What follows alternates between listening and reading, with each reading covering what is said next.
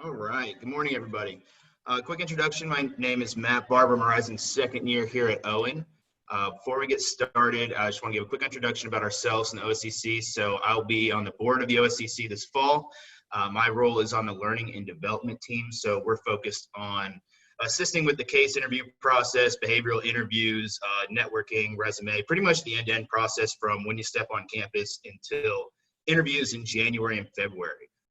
So a few more quick introductions from Owen. We have Emily Anderson and Courtney Fain from the CMC, Brian McCann, strategy professor here at Owen. And from Deloitte, we have Chris Culver, who's in the class of 17, Morgan Stiles is in the class of 18, and Jason Casper, class of 19. Last session, we went through a couple of the objectives for the OSCC, so if you didn't get a chance to see those, take a look at it. It's on Brightspace. We post on Slack. If you need a link, we'll send that out again. We want to get a few events in front of you. So next Tuesday, we're going to have a career path intro session for consulting. So just a quick Q&A session with the CMC, myself, and Caitlin Wilson, who's the president of the OSCC. So really for first years to kind of just ask any questions that are top of mind right now before you get on campus.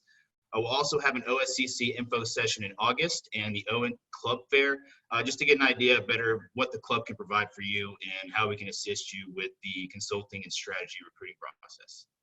So with that, that's all I have. I'll go ahead and pass it over to Morgan, and we can take it from there.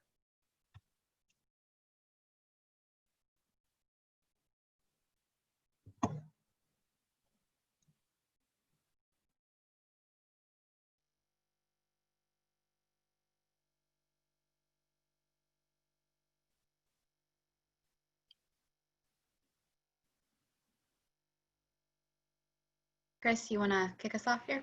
Yeah, absolutely. Great. So thank you everybody for joining. It's actually pretty interesting seeing. I feel like OSCC evolves every year. So I think everything that you just mentioned for the upcoming month or two is going to be, I'd say, net new or heavily modified from when I was there. I guess 3 years ago now. So definitely enjoying seeing the evolution of, I guess, now OSCC. It was just the Owen Consulting Club when I was there, and we kind of made that transition to include the strategy type work as well. So I think over the course of the next, I guess, close to an hour, a few topics for you. So Morgan, if you want to jump into the next slide. Really just, Matt gave a quick introduction. We'll maybe rehash that a little bit more and talk a little bit about the work that we do. And then really, I guess, introduce to you some of the things that, like, I guess, a lot of questions coming in, like, what do I do at Owen? How do I prep? And I think everybody's antsy to get started and go along the journey. So we'll cover some of the things there. Talking about consulting lifestyle, which is, as you imagine, very, very different right now, where we're all sitting in our houses versus in the office or on an airplane at this point in time we would normally be. And we can talk about any questions that we have there. So hopefully we'll have at least 15-20 minutes to jump into the Q&A at the end. So I think from that standpoint, I'll jump to the next slide, quickly introduce myself. So I think Matt said 2017 alumni, so hitting my third year at Deloitte this month, which feels like it's flown by. So I've been a manager for the last year or so, heavily focused in, I guess, the IoT kind of smart factory realm over the last few years, and also had an engineering and manufacturing background before that. So the work I do is heavily focused on supply chain and in particular manufacturing and smart manufacturing. Hey everybody, Morgan Stiles. I graduated in 18, so have my second year at Deloitte coming up here in 20 short days, so almost at the 2-year mark. Most of my time at the firm has been spent at the intersection of strategy, operations, and technology, so lots of large-scale tech transformation projects. Kind of have been straddling a little bit the healthcare space and the hospitality space. So I was at a large hospitality client when COVID hit, and as you can imagine, a really interesting time. So I pivoted a little bit back to the healthcare space, but most of my time spent kind of in hospitality. It's a little bit about me, and I will kick it over to Jason. Yeah, hey everyone, Jason Casper, staying in line with the 17 alum, 18 alum, 19 alum, I am a 1-year Deloitte tenured person here. So I have spent the last year really working primarily with companies' finance functions. So the slide there says slide process redesign, finance strategy assessments, which is really a fancy way of saying we put on these labs for CFOs, help them craft a vision for their finance organization, and then kind of help them build a roadmap of things that they can do to achieve that. And then have done a good bit around capital planning. So how do companies identify projects? How do they deploy the capital? How do they track the capital once it's out there? So a lot of things around that, but heavily within companies' finance functions is where I've spent my time. Cool. Thanks, Jason. And I think one thing to note, at least my picture and probably Morgan's picture, is from when we entered into Vanderbilt. Yeah. So Jason, you looks like you may have updated your photo there. But I think you're 2 pictures, so maybe a little bit better, but yeah, still a little bit dated with my 4 months since the haircut. So I would say 50% of the Owen alumni have their Owen photos in there. And Chris, I don't know if you know this, but rumor on the street is that Owen now does like fancy headshots where you're around campus versus against the gray background. So as our new Owen alums come in, they might get a bit snazzier in the pictures. That's a good point. Yeah. Next time I'm back, I'll get a new picture. There you go. Okay, so one cool thing we're doing today is Pigeonhole. So I don't know if you guys are familiar or have ever used Pigeonhole before, but it's basically a way for you to just kind of type in your Q&A as we go along. You can either add your name, submit it anonymously, however you want to do it. But also, when you go in the Pigeonhole website, you're able to vote for the questions that you're kind of most interested in. So whenever we get to the Q&A section at the end, of course, you're always welcome to ask live questions in the old traditional kind of Q&A format. But this is just another way for as you think about questions as we go along to add them in there. So definitely encourage you to log in. You can either use the link or you can use the QR code and just scan it with your phone really quick. And just head in there, take a look, and as questions come up, pop them in there, and we'll use that to, at least as a starting point, to field Q&A. So definitely trying to make it as interactive as we can here virtually. Any questions on that or how it works? And if you have any questions or it's not working for you, feel free to just use the chat window in Zoom and shoot me a message and I can help troubleshoot in the background. Okay. Jason, you want to kick us off? Yeah. So like Morgan said, so we have a few slides here that I can just kind of walk us through. But Chris and Morgan will jump in. But as you have questions, comments, feel free, Pigeonhole chat, jump in. Really want to make this as informal and conversational as possible. So as Chris mentioned earlier, kind of the first thing we kind of just wanted to touch on is, even before you get to an internship, or a full-time job, what can you do at Owen to really set yourself up for success in consulting? So the first one, that we thought of was maximizing the ROI of coursework. As a incoming first year, it's really about hitting the ground running. I would say, especially if you're someone who may be coming in with, if it's a non-traditional background or it's, undergrad degree that didn't have much business course, it's really, learning the finance, the accounting, the marketing, the operations, not only for, just you're getting an MBA, you need to learn that stuff, but as you move through the case interview process, a lot of that will kind of lean on some of these core things. So there's gonna be a lot of cases where knowing the 4 P's for marketing will help you craft a framework, or knowing the difference between revenue and profit will really help you kind of nail the quant portion of the course. So really starting off strong to help yourself as you go through the case interview process in consulting is important. And then second year, it's kind of probably a little bit more targeted.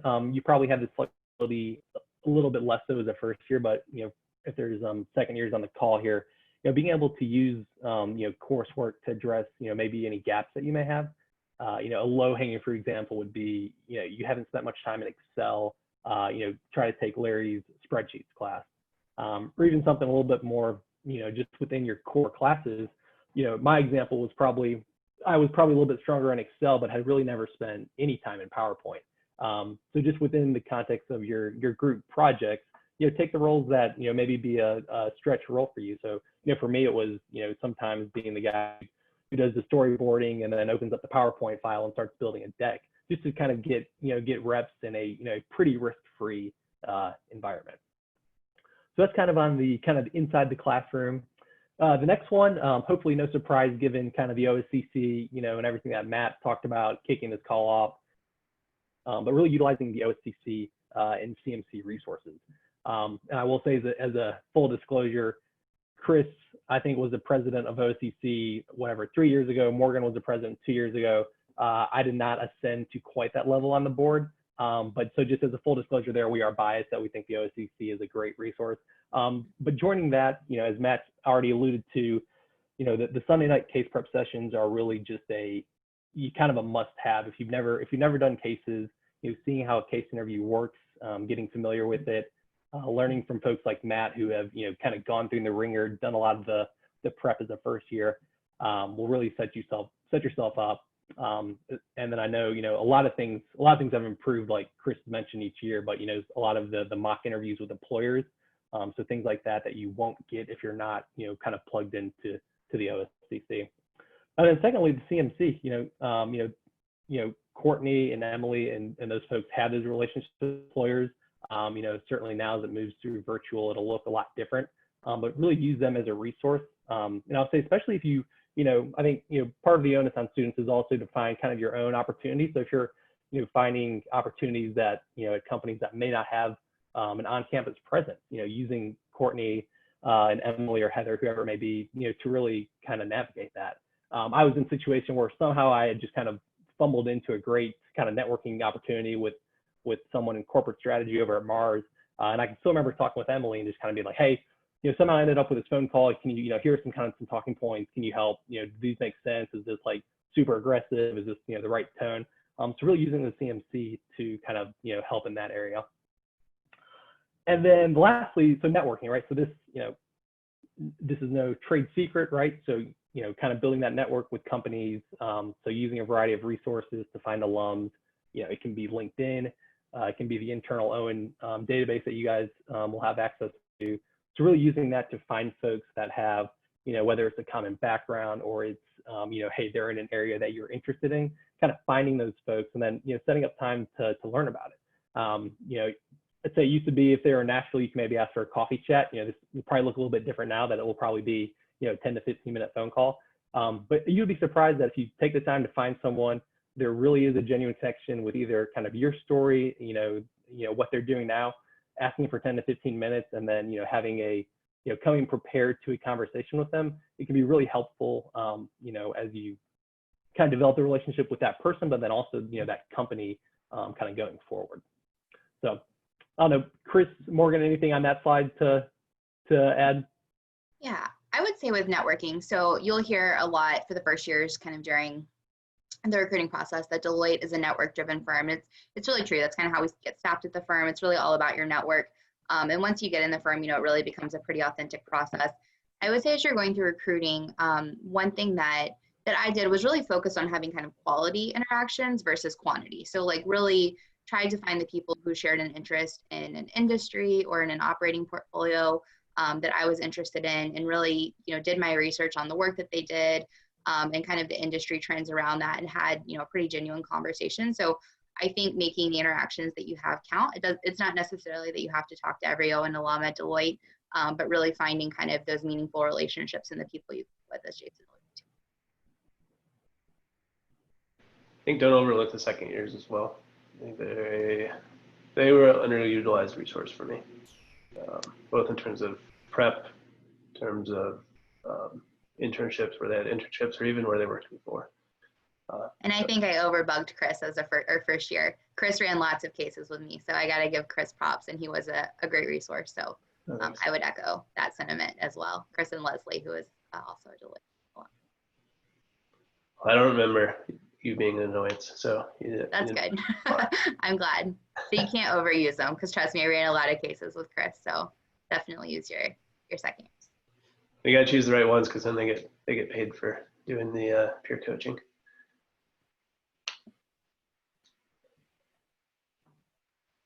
Does anyone have any kind of live questions? And looking at the pigeonhole, it doesn't look like there's anything coming in too specific to this slide, but any live questions before we move on?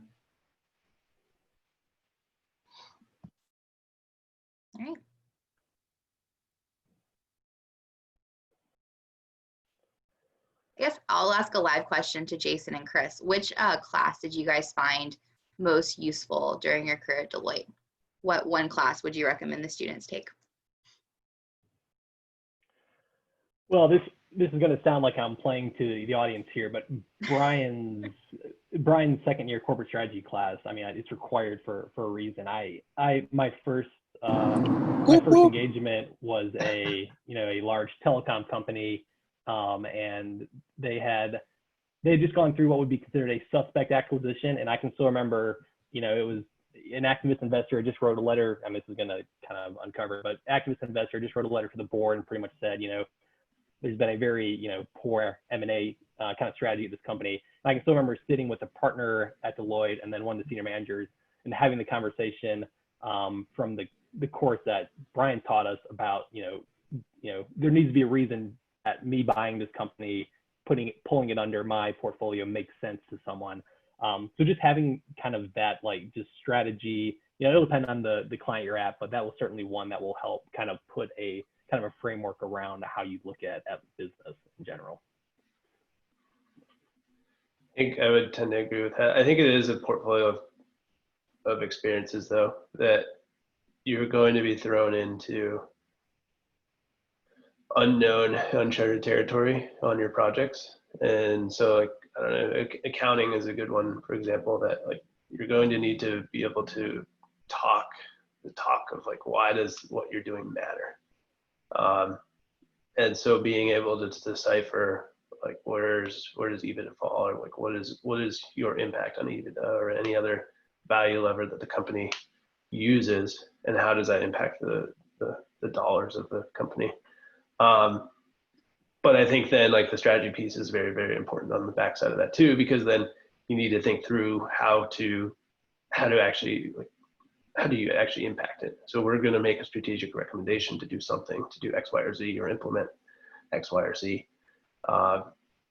Is it really going to work? Or are we just making things up and not going to implement something that's going to be successful for the organization and for us as a whole? So like I said, I don't think it is just one single class. I think it's find where your weaknesses are in terms of your background, and it's going to vary by every person, and start to fill those gaps with your experiences inside and outside the classroom. We had one question come in from Cynthia Bailey that's pretty relevant to this topic. We'll again kind of during the end QA, we'll kind of field the more general ones, but Cynthia wanted to know, how has networking changed in the wake of COVID, and kind of what will networking look like, and how can you be successful as you head into the 2020 networking? I'll take first pass at this one. And I think the answer here is I don't know yet. I think it's actually, I almost look to you guys as first and second years to define what that looks like for me. Because I don't have a perspective on that yet. It's going to be different, don't get me wrong, but I have one just general recommendation, I think. Morgan. Yeah, so I think just one simple thing, right, is, and I think this is a benefit that we didn't necessarily even have, is while you won't have the face-to-face connections most likely kind of on campus, I think using Zoom and using video, at first I was so weirded out by video, and I did not love it when it came on board, but I really do think you make a different connection. I onboarded to a team during COVID, so I've never actually met my team in person, but I do feel I have a different connection just by seeing their faces and being on calls with them than if it was just over the phone. So I do think that's kind of a unique benefit that you guys have, is we at least have adopted Zoom as a firm. It's become a pretty wide practice, and I do think having that video face-to-face does look and feel a little bit different and make a bit more of an authentic connection versus phone call. So when you do send invites, use Zoom or some type of video messaging if you can. I think that's a good point. I've also gone through the same thing, and then it turned out most of my team was in Atlanta, so we met up in a park Cool. last week. So great. Okay, next slide. All right. So onboarding and executing as a new team member. So we have moved outside the warm embrace of Owen. We are in the real world. Whether you're this is day one of an internship, or you're joining full-time job first week. What are some things to to do right. So the first one is, finding the right opportunity. You'll notice the last slide ended with networking to kind of finding the right kind of full-time, company job. And this is really the kind of the same story here, where once you're in your company, whether it's a 10-person company or a 5,000-person company, networking within that company to find the right opportunity will still exist.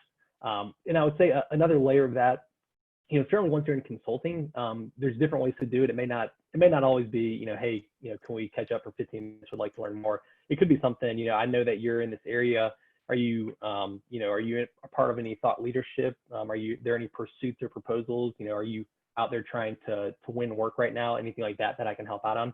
So once you get into a company, it can really kind of morph into kind of some different things. And secondly, it would be, interviewing for a specific role.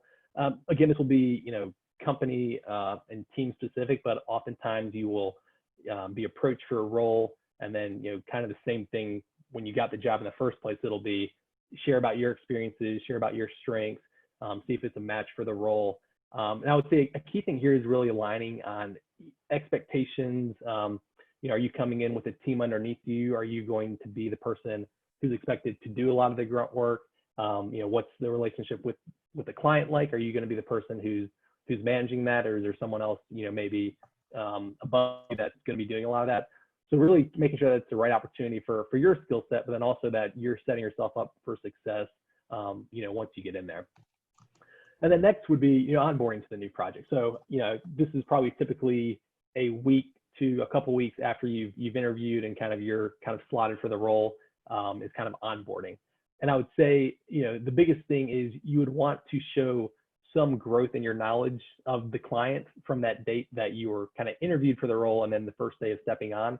So kind of what can you do in that gap time to really learn more about the company that you're going to work with? So a couple of easy things would be, if it's an existing team, reach out to a couple of the resources, say, hey, I'm joining the team next week. Do you have any of our latest deliverables? Do you have any, weekly status updates for the team? Potentially even like the statement of work or contract. So really kind of doing a lot of that legwork kind of in the background, and then reading through those materials will help when you show up day one and you're sitting in a meeting or something comes up and you can speak knowledgeably to it, will really, reflect well on yourself. And then secondly, may sound simple, but execute on the logistics. Pre-COVID, it was certainly, make sure you're on the right flight, make sure you're going to the right city, make sure you're at the right hotel with this team. I went to New York, and I know that the first week I just, for whatever reason, didn't really think about, I found a place that was close to the client and it was, reasonable, but I didn't know that the rest of the team stayed half a block over because Deloitte had a discount to the hotel. And so the first week they're like, why are you staying there? So just make sure that you're executing on the small things to set yourself up for success. I would say post-COVID, kind of like we were talking about earlier on in the call, is the virtual environment. So whether it's having access to the right SharePoint site, whether it's if you need a certain VPN, if you need to download Microsoft Teams because that's what your client uses, just making sure that kind of your laptop and everything on it is good to go day one. And then lastly is executing, right? So this is, as you can see there, nail the blocking and tackling. The thought here is kind of build your brand on your team within your firm. But to do that, really do the small things right first. So an example of that is my first client was, a large client. Deloitte has a big presence out there. And the senior manager came to me the second day I was out there, and he was like, hey, we use this virtual data room. We've been out here for 9 months. We've kind of just been adding, we've just been adding documents to the data room, really no rhyme or reason. Can you spend a couple of days and just clean it up, kind of build a kind of a sorting structure to it. So that's what I did for 2 days. Now, do I need an own MBA to kind of read documents and put them into folders on Microsoft Teams? No, but it's a good way to show him that I can do things right, do them quickly and efficiently, and that kind of leads into the next one, which would be kind of developing and delivering your own point of view, right? So once you've built a brand as, okay, Jason, he can get things done, even if it's not something glamorous. I can trust to give him a task and he's going to get it done. Then you kind of move into maybe more complex areas, and I would say this can be a pretty broad spectrum. It could be something as as, I guess, as appealing as, hey, I was talking with a client, there's this need, I know we've done this work before at a different client, maybe we can sell through this work. And certainly the partner on your account would love that. But it could be something, even as, small as, hey, I've been sitting in these, weekly status meetings for the last month. We spend an hour going through these 10 slides. I really think we could do it using 5 slides in half an hour. Do you mind if I take the first crack at, kind of reworking the deck to do that? So just kind of looking for different ways to kind of improve the team and, add value to the client once you've kind of built kind of your brand right there. So I'll pause there. Anything, Morgan, Chris, from the knocking out of the park as a new team member? I think that makes a lot of sense to me, everything that you said. I think building that level of trust as quickly as possible is going to be very important, and bringing your perspective. Our job is not to ask open-ended questions. It's to come with a perspective and get validation that that's a good path forward. So I think wherever possible, and I think this is true for most things in life, come with a perspective, and that way you can validate it or learn along the way. But it at least shows some initiative that you've put some thought into the process or whatever you're looking at. So I think even if it is something as simple as reorganizing a SharePoint file or whatever, a file folder, showing that you put thought into and had a rhyme or reason and could think logically, it's actually not that bad of a test for a very junior Deloitte member, I guess. I mean, it sucks. It's not a fun exercise to go wade through hundreds of documents, but showing that you can distill something that's actually fairly ambiguous into a clear, concise structure is actually a powerful thing. So, yeah, I think one thing that as I started is always kind of a fine balancing act. You're like, okay, well, as I go to my senior manager, do I need to have it fully baked? Do I need to have a full, complete deck that I bring to them, or is it okay to ask questions and bring them along the way? And I think the balance that I really found is truly just on having a POV. So asking questions is totally fine, but presenting it in a way of, hey, here's how I was thinking about solving this problem, and here's why I think this is the right approach. Before I build out the deck, does that feel right? I put the storyboard together, and here's what I'm thinking. So I think even if it's internal, having a POV as you go to your senior manager of how you're thinking about blocking and tackling is the way to go. But don't be afraid to ask questions along the way too. Certainly as you're starting, you're expected to have questions, but having that perspective of, here's how I'm thinking about approaching the question that I have. Does that feel on point is kind of a good way to do it. And then another thing that I would just add across the board is don't underestimate the value of your junior resources. So the BAs and Cs are so smart. I'm blown away by them every single day. And they're really a great resource for the silly questions and even, the more complex questions. The project I'm on right now, the BA has been here since July of last year. And the other day in a meeting, there was an acronym that came up and I had it typed wrong on the slide. I was like, I have no idea what acronym this is. And he pinged me, he's like, it's this, and this is what it means. So even today, still just, constantly leaning on them if needed, but they're a great resource. So don't underestimate them as you start, and certainly don't be afraid to kind of ask them the silly and some of the not so silly questions as you start the process.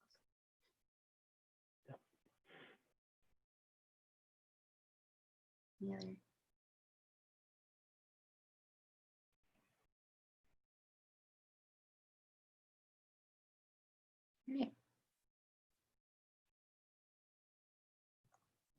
All right. Okay, and then kind of the last slide we put together here is just as the three of us thought through kind of things that are top of mind, just consulting right now, things that may be of interest. We wanted just to note a few of those. So, the first is what does consulting look like now versus what it looked like in February. So certainly impact on travel and local office functions. So beginning in March, no more, at least for our firm as of now, no travel Monday to Thursday. You certainly feel that on the client front, and then also, you don't really think about it, but, missing out on the Friday happy hours in the office or kind of traveling for trainings internally. I mean, it has changed, a lot of, I would say certainly the external client service work, and then also on the internal side, really finding different ways to do Zoom happy hours as an office or a team, versus, everyone going to downtown Atlanta office. So that kind of leads into the second point there that we highlighted is technological skills, they've been becoming more important every year for a while, but I would say, just practically now, an example is I was at Shake Shack in New York before, right before COVID. And so our team, we had a team room and we would often get up on the whiteboard. We were trying to help them figure out how to do cash flow forecasting. So we would get up there and kind of, model everything out. So, you take away the whiteboard, from a, physical environment, and how do you do that virtually? So it could be something, there's apps out there like Mural that can interface with Teams. So using apps like that to do things that could, would have been difficult to have done in a virtual environment a few years ago, learning those things and bringing that to your team now would be a really good way to kind of stand out, certainly with travel being limited.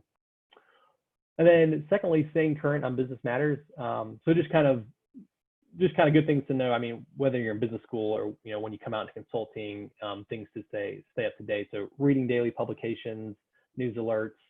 So at least scanning something like the Wall Street Journal. And, depending on your client, if you're on a large public client that would, get picked up in the news, setting news alerts.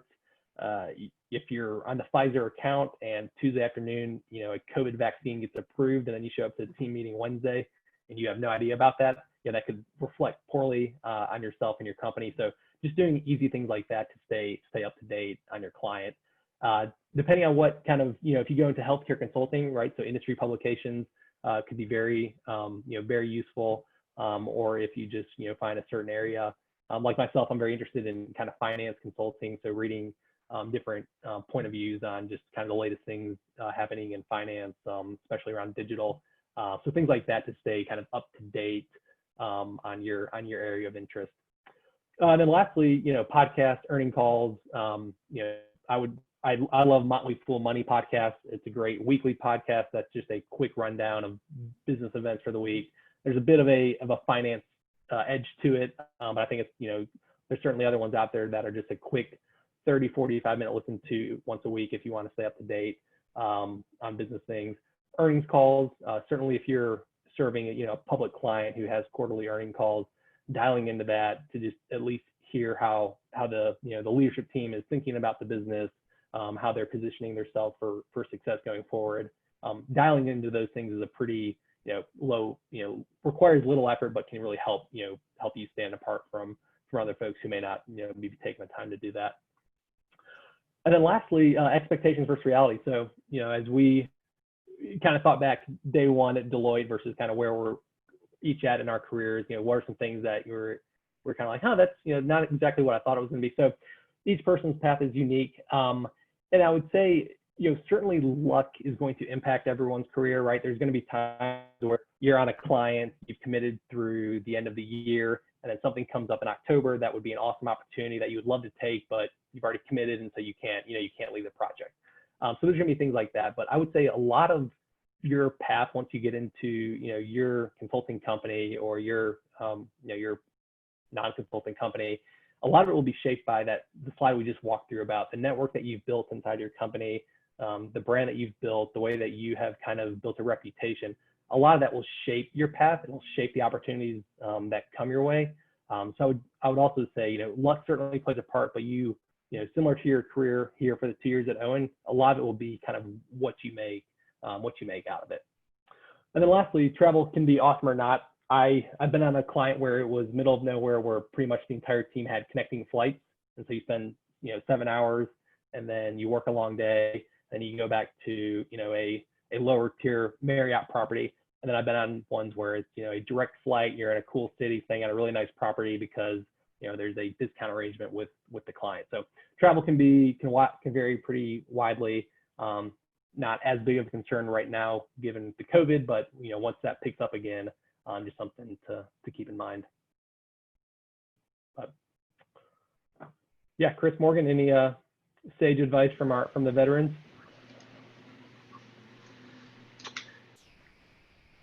I would say on staying current on business matters, one thing that's really cool that Deloitte has, and I'm sure is pervasive across the firms, you can join different kind of sector news for your firm. So like for instance, I subscribe to the ATHS distribution list, and they're constantly sending out like POVs. We get kind of a weekly snapshot of articles that are interesting. So I would just encourage you, wherever you land, those resources are super helpful too. Just staying plugged in to the network in your firm, and any of the news that they send you is probably kind of been curated to be relevant to your role. So. I think that makes a lot of sense. I think there's also, for me, I mean, I guess it depends what you like to nerd out on. So Jason obviously loves to nerd out on numbers and earnings calls. Where I spend my time is more on maybe like the technical, like cloud architecture stuff, which is more relevant for the work that I'm doing right now. So I think it also varies, and that's, to me, been a rewarding part about Deloitte, is that it is such a broad-based organization that you can find some cool stuff that you personally are interested in, and start to deliver work in that area. And it becomes a very rewarding experience along the route. Okay. With that, I think we can jump into Q&A, and you guys continue to feel free to shoot the Q&A questions in. I'll leave this link up just for 1 minute, just in case anybody missed it here in the beginning. Actually, I can copy it into the chat. It might be easiest, just in case anybody doesn't have it, and then I'll share my screen and we can start tackling the Q&A that come in.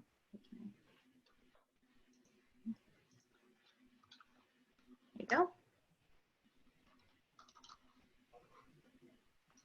Share my screen.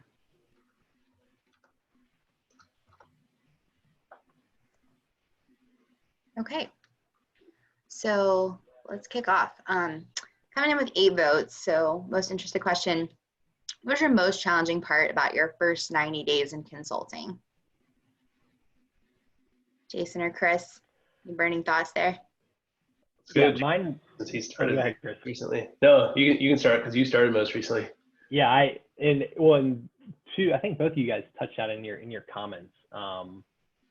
But asking questions is good, right? So, you're not going to be expected to know everything, but I think there is a pretty quick turn to where asking questions turns into you should be putting thought into developing your own point of view.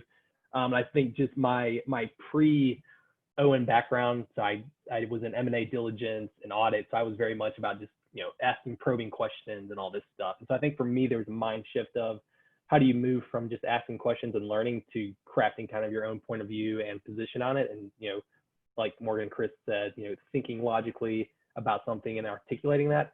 I think that's, for me, something that was, when I was at my first client, that was something that I had to work on a lot, and still have to work on. It's not an easy thing, because it takes work to do that.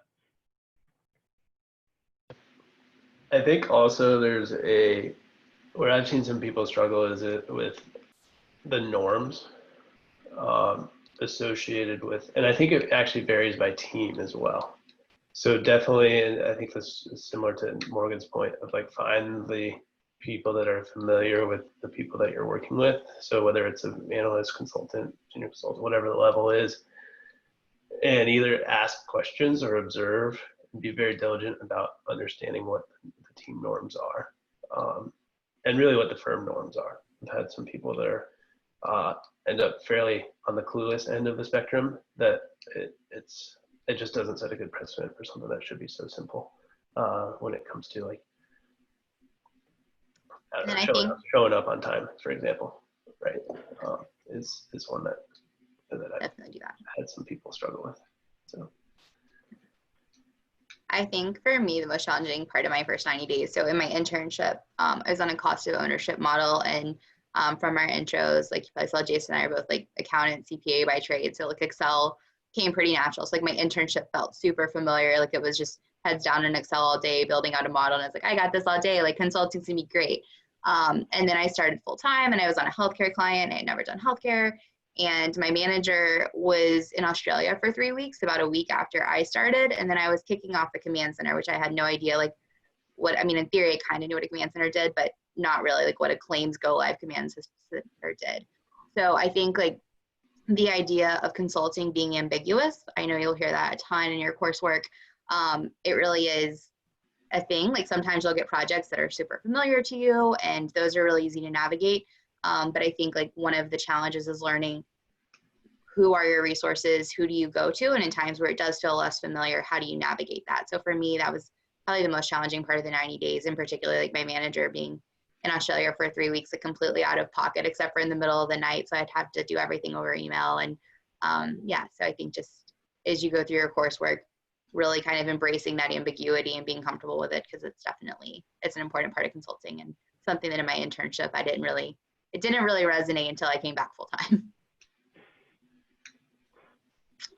All right. Up next, during recruiting, did you target a certain practice or industry? If not, was there a path you followed to the areas you work in today?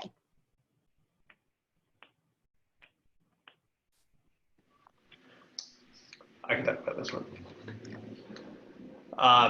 So one of the things, so I think I mentioned this at the beginning of the call, but came from manufacturing, mechanical engineering background. So it was very clear that there was an obvious fit for me in the supply chain manufacturing practice that we have.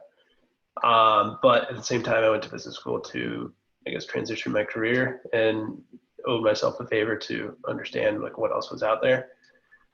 So one of the things that, I guess it's morphed a little bit in terms of like what we call it now, but I came in when we had a general management role, which we still have that, something similar. It's changed a little bit since in terms of like what they call it, but I was able then to work in the M&A space for a little bit, get to see that type of thing, which is, so I was interested in finance, business, et cetera, knowing that there was always going to be a way for me to work myself back into manufacturing, which ultimately I've done, but at the same time, along the way, also got to explore some other things that were also of interest. So that's really where I guess I would say that I guess to answer the question directly, yeah, I focused my time and my conversations with people in those particular areas, a little bit less so on maybe like the healthcare front, like Morgan was just talking about.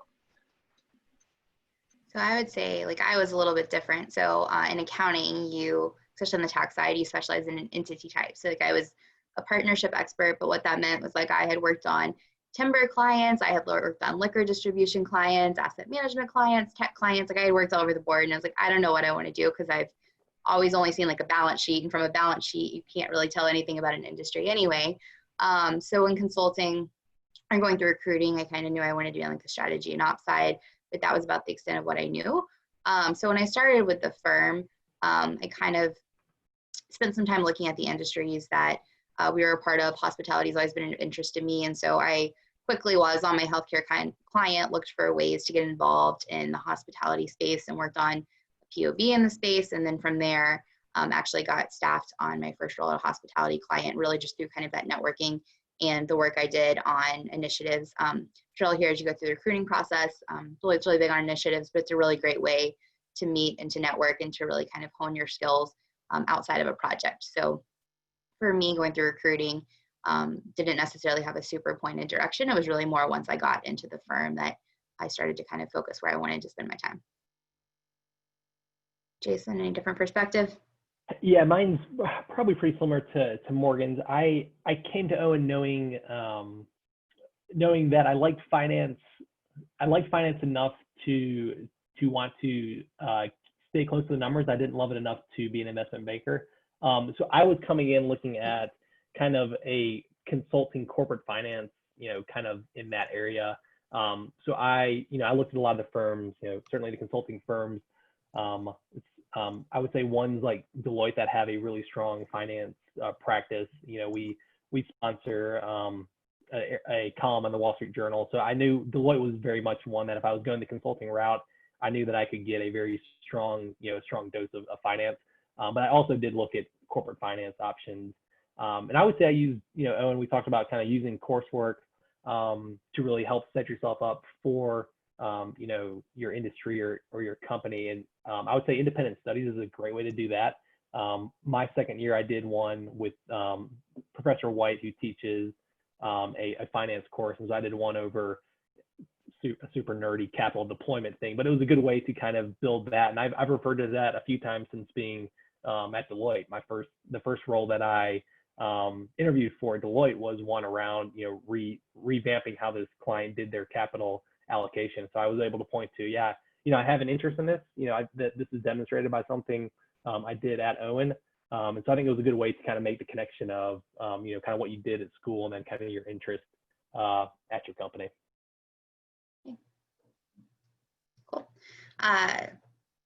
Another question, a little bit more on kind of the prep side. So when do you think is the best time to start the internship application, and about how long or how was your preparation with case study? So with this one, I think too, Matt, Courtney, Emily, Brian, if you guys have different perspectives, feel free to chime in too. But Jason, being on the L&D team, do you want to take kind of a first stab on your perspective on this?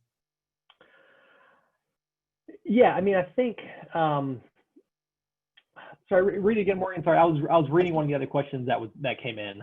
No, you're good. So when do you think is the best time to start the internship application? And then how long should you prepare for case studies?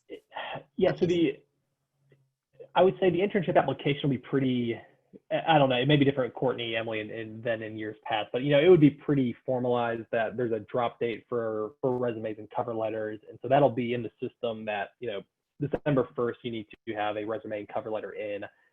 So I wouldn't spend a whole lot of time before that on your, you know, the resume and cover letter you should be working on kind of throughout the time. I would say, okay, so late November, early December. I would say specifically on, if the question is more so when you start prepping for interviews, I think, you know, even across the three of us, you may get different responses.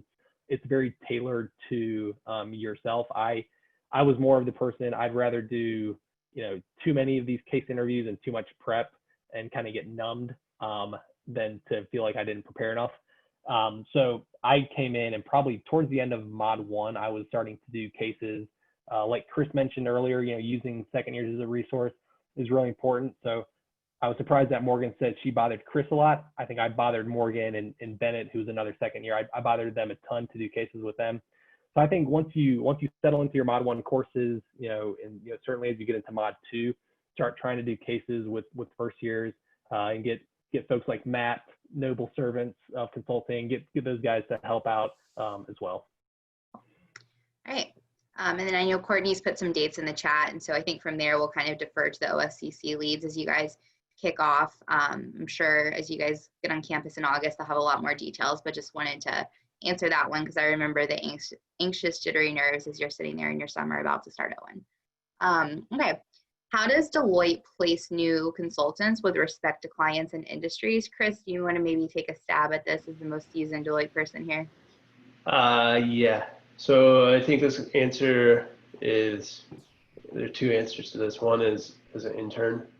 So the internship process, I guess intern and probably pretty, like as a brand new consultant, the internship process is generally pretty automated in terms of, I guess this year is obviously a little bit different, but I would say hopefully next year it's a little bit more normal. From that standpoint, normal looks like you generally get assigned a project for the summer, and it's not a random assignment. Like Wandy, who's on the call, and a number of other people put a lot of thought into where you should land, and a lot of it's based off of interest, experience. I've been on the other side of it where I've had interns on the last 2 summers, and they were both, I mean, it was a very good match. And so I think the interesting part from our side is how do you bring somebody in, I don't know if you're on a 14-week project or 20-week project, whatever the number is, how do you bring in somebody for 8 to 10 weeks and have it be meaningful? And so I think the firm does a really good job at that. And I really enjoyed the summer experience that I had. And then when you get back, I would say your first project is generally going to be similar to that, where the resource managers and a number of other people are working very hard to place new consultants. And then over time, you get to grow your network. You build the trust of your network, and so you can essentially start to staff yourself. And then when if something dries up, like a client doesn't buy the next phase that they were expecting to, or something like that, then that's where there are other resources that we have as well. So, so ultimately, I think it becomes very network based, and ideally, you can almost kind of build your brand enough that you can kind of staff yourself for the most part. Timing obviously has to work out well for you being available and the project kicking off. But past that, there are a number of resources that are in the background there. So I think that's where Deloitte differs from many of the other firms. Some other firms just place you and kind of guide your career path that way. I think Deloitte is much more network based and drives kind of choose your own adventure along the way quite a bit more because of that. And to Chris's point, whenever I started, I was in core business operations. That was where my internship was, and that was kind of one of the top ones I had selected as I started at Deloitte. And through my time at the firm, I actually really enjoyed the strategy work a lot. So I spent my last year on a strategy project, and I actually just matriculated to strategy from core business operations. So through building your network, through doing the work, there's flexibility once you're within the firm to really guide your career. I was able to switch from healthcare to hospitality back to healthcare. So a lot of flexibility kind of once you're in, but it's really just kind of network driven. So a lot of ownership to really drive your own adventure. Okay, I think we have time for one more question. Jason or Chris, is there any question on the QA list that you're a burning desire to answer? Anything super top of mind there?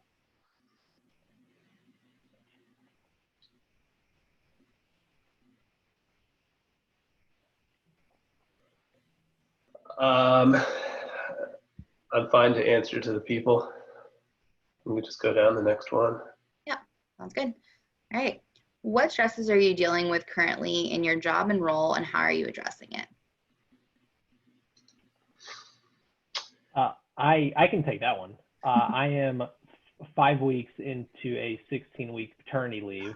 So my stresses right now are baby feedings, sleep schedules, and trying to keep a small human alive. And I would say I am using a good amount of caffeine and trying to get some time with my wife to address that. Yeah, mine is a little different. I am on a project. And what stresses me out right now? Right now, to me, the transition to the virtual working environment is a very interesting challenge, both internal for like how do you guide a virtual team yourself. Like I think Morgan and I talked about earlier, like we're not meeting face to face except for this webcam right here, right? So how do you engage in normal, like we're so used to working in the same room all day, every day. So being very aligned on how we're driving forward, whatever the project is. So it takes a lot more, you just have to be more cognizant of what everybody else is working on and very diligent about making things, make sure things stay aligned. And I imagine that's going to be how things work for the next little while. So I think this is actually really good practice for how do you operate in the virtual working world. The second side of the virtual working world is then the client. And I would say more of the clients that I've been on are more hesitant to use video. Right now, for example, our client can't use Zoom. So we're stuck in Skype land, which is fine. But we're not using video. So I'm going to go these 8 weeks not knowing what this person looks like except for looking them up on LinkedIn. And so then the challenge there and the stressful part there is that if we're in the strategy project trying to sell the next set of work, how do you build a meaningful relationship so that you can answer to their needs and drive them in a good direction that is beneficial for all parties? So I think that's where I spend a lot of time and a lot of brain cells thinking about how to collaborate in a virtual working environment at this point in time. I would say for me, like just to add a little bit on the personal side, I by no means am 5 weeks into paternity. I think Jason has the most challenging shift in personal life. But I think that my husband typically logs off work around 4 or 5, has pretty kind of steady hours. And I think like on the road, it's pretty easy because you're like, well, my options are to like work or watch TV. Like you're on the road, there's not really much to do that's competing for your time. So it's pretty easy to, go heads down and not really mind. When you're home, it's a little bit more difficult, I think. So just trying to find a balance, like what I started doing is logging off and at least going for dinner or like grabbing dinner at home, making dinner, going for a walk, and then logging back on a little bit later. So I think it's just created like a bit more challenges on how to manage personal life. So like while you're home and it's great and you're getting to spend time with family in a way you wouldn't normally get to do, it also has its own kind of set of challenges around that too. So I think that's probably like one of the major differences besides kind of what Chris walked through on living in a virtual world from like a client and team perspective. It's a good call out. You no longer have this discrete boundary of getting on a plane Monday and Thursday to kind of bookend your work week. So I think it's different, but I think that gets us to time. Thank you guys, the OSCC, the Career Center. Thank you guys for having us. It was great to see everybody's faces that we know again. Always great to be back on campus. Chris, did you want to say anything as parting words before we head out? No, thank you guys for the time. Looking forward to the recruiting season coming up.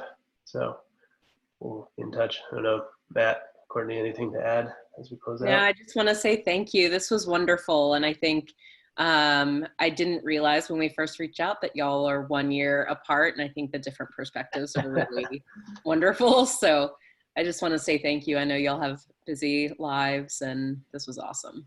Yes, thank you so much. And it was interesting seeing Pigeonhole too. I like it. Yeah. It's a really cool tool. And like it's free to anyone, so you guys can use it. Like just create an account and you're ready to go. Ready to rock. Thanks. Yeah. Thank you all so much. Have a great weekend. Yes. Thank you guys. Good luck to the first years. You guys are about to just start like the most fun 2 years of your life. So enjoy it. Thanks. Absolutely y'all. enjoy it. Bye. Bye guys. Bye, everyone.